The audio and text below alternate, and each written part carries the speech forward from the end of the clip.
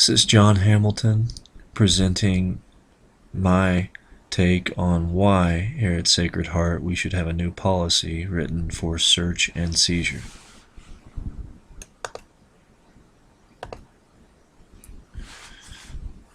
The reason why I think we should have a new policy over search and seizure is because, for starters, we don't have a policy on it. We don't have any procedures.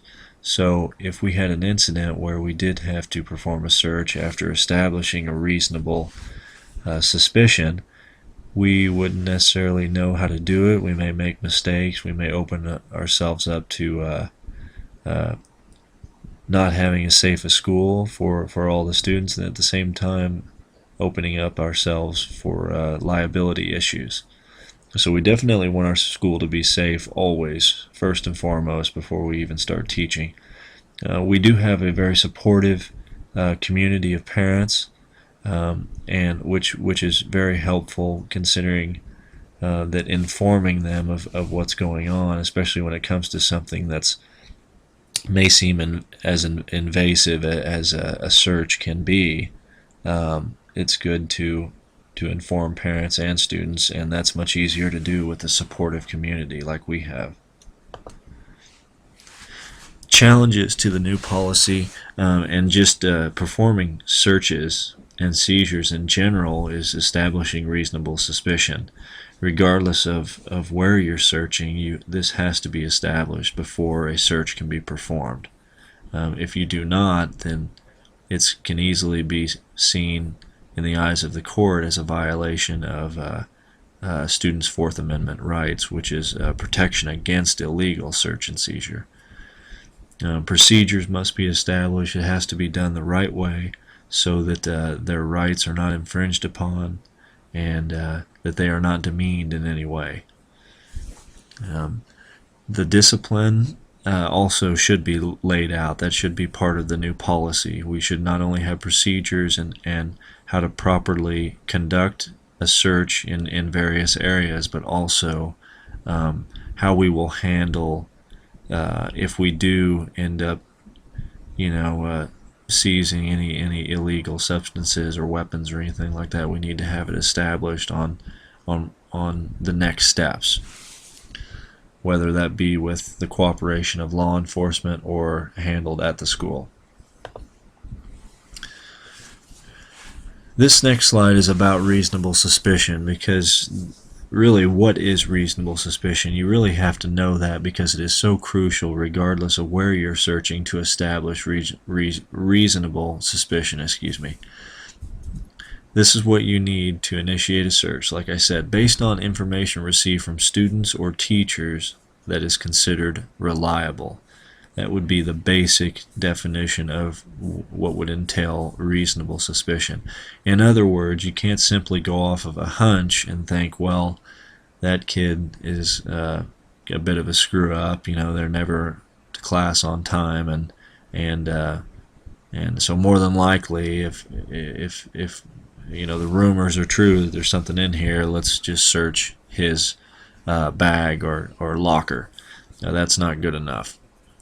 Reasonable suspicion must be established, and again, that's based on information received from students or teachers considered reliable, not just hearsay. Informant is known, and information provided is credible. Administrators and school personnel are present. So again, this goes about constituting what is reasonable suspicion. And it can't just be, someone that comes into the office off the street and says that they heard, or that, this kid looks suspicious walking to school, you should check him, sort of thing. Needs to be a well-known person, probably at the school, and we need to truly believe that the information we're getting is credible.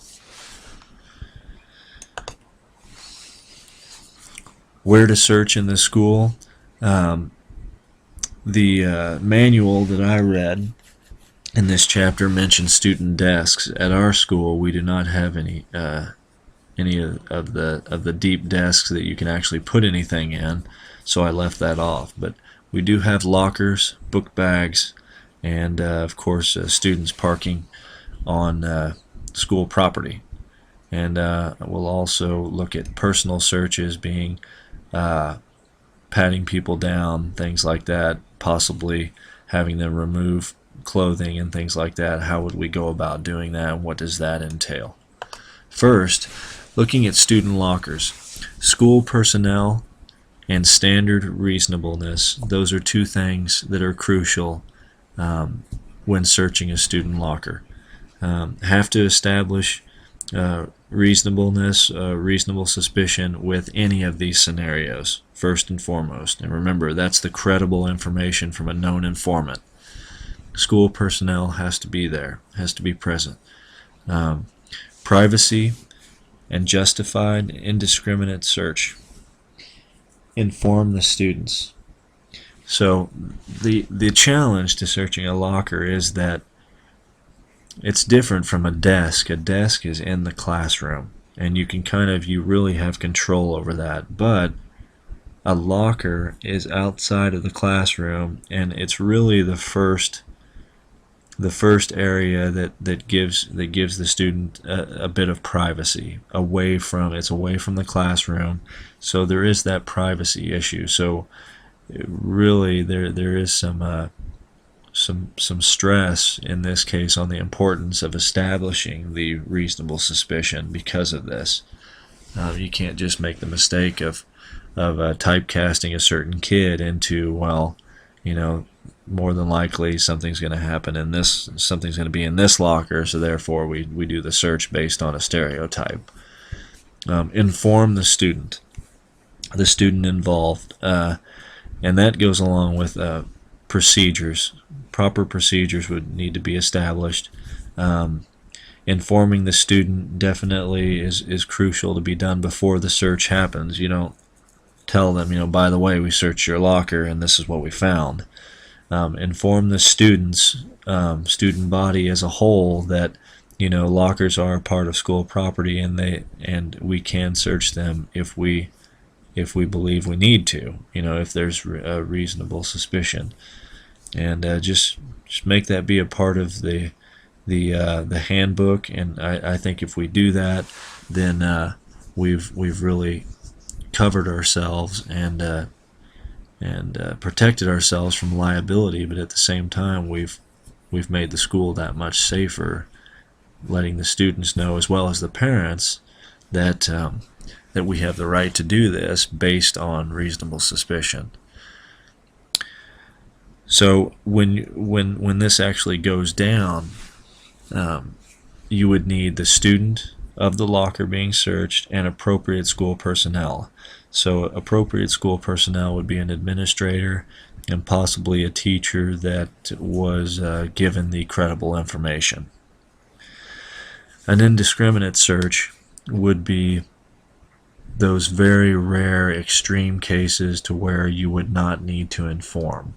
And an example for that would be a bomb threat. It's just something that you can't take for granted. Searching book bags. This is a little more intrusive in nature than the locker, because this is something that goes home with all the students. This is a part of their property, but it's their property on school property. So just in general, this is a bit more sensitive. And this requires more harder evidence to support a probable cause. I mean, this would not just be, someone making reference to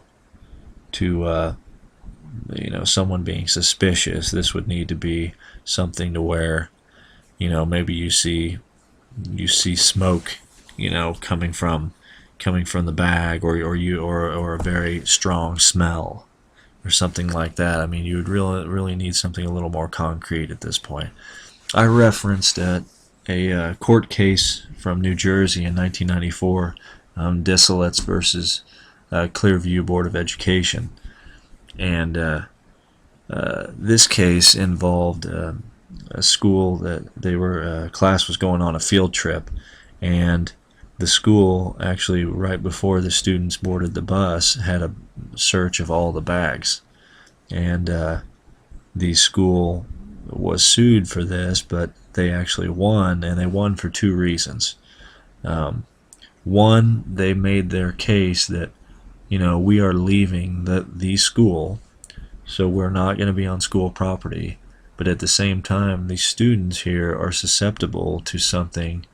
They're not exactly safe. We are away from the school. We are captive audiences in a sense on this bus in a new place that we're going to. So we need to make sure that everyone on that bus is going to be safe, and we're going to take the precautions necessary. And then second of all, they did inform the parents and students of this search prior to the field trip. So because of those two reasons, the school won the case, and those two reasons were crucial in carrying out this very sensitive search. Searching automobiles is again almost like book bags in the sense that this is student property but on school property, so you've got that potential for blurred lines, a little more intrusive in nature, a little more sensitive. First thing that we can do to protect ourselves as a school is just, again, inform the parents and students. Just let them know that once your property is on school property, it becomes part of the school property. I mean, it is something that we need to have control of for the safety of our students. So we're going to search it if we have reasonable suspicion. Automobiles are included in that. And then the argument that typically comes up with that is school versus non-school property. So with school property, again, you have to establish reasonable suspicion, and you can search the car based on that. Now, if a student parks, say, across the street and it's not on school property, this is a point where it becomes more sensitive, and you would have to involve law enforcement at this point. Again, you would have to have reasonable suspicion established. There would need to be work with law enforcement on this, and reasonable suspicion at this point is just enough to inform law enforcement. You can't go search it then, being school personnel. This would be law enforcement jurisdiction, and they would have to provide a warrant in order to make the search on the vehicle. Personal searches, this would be probable cause or reasonable suspicion established with extreme urgency. So we're looking at extreme situations here where something needs to be done fast. These are considered last resort searches. This is when you're actually physically searching someone. So not an object that they own, not their locker, not a book bag, but their person. And 3 rules for this is you want to isolate the student. You don't want to be doing any of this, searching them or questioning them in front of other students. Because of the invasiveness of this, you really want to not demean the student in any way. You want to isolate them and be able to observe them. Once you're observing them, that gives you time for someone to inform the parents or legal guardian of what's going on and the search that's about to be performed. Proper procedures are crucial in personal searches because of the invasiveness.